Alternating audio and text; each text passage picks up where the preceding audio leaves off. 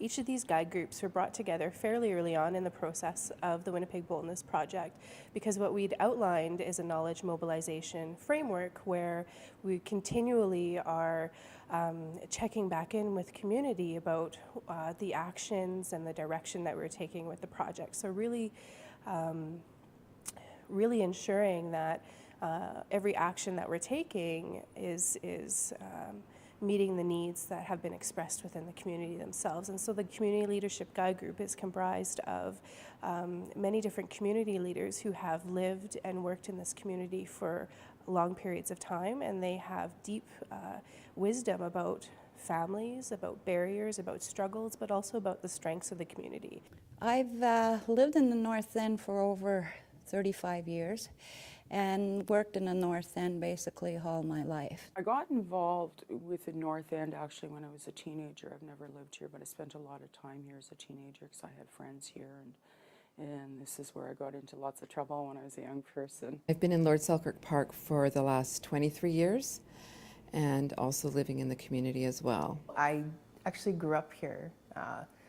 Here in Winnipeg and in Ontario on Fort William First Nation, so it's kind of back and forth. I grew up here in the North End, actually went to Norquay. I think just the idea of a guide group was not really new, like there's coalitions and networks and things that happen all over the place, but developing a program based on guide groups in different areas I think is fabulous. It's really nice to be a part of something that has so much potential and to be able to help guide it, and people who are sitting around that table bring a whole bunch of lived experience with them and a whole bunch of education and a whole bunch of community work. So collectively, I think, wow.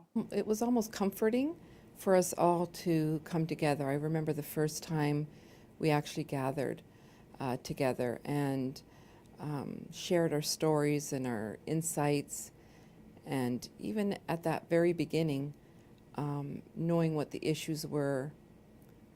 It wasn't something that we had to figure out in Point Douglas or, for me, Lord Selkirk Park. We'd all been in the community for a long time and knew it inside and out. We live it. Sitting around a table with other leaders in the community who have like that same vested interest and the same idea of what it is that they're doing is refreshing.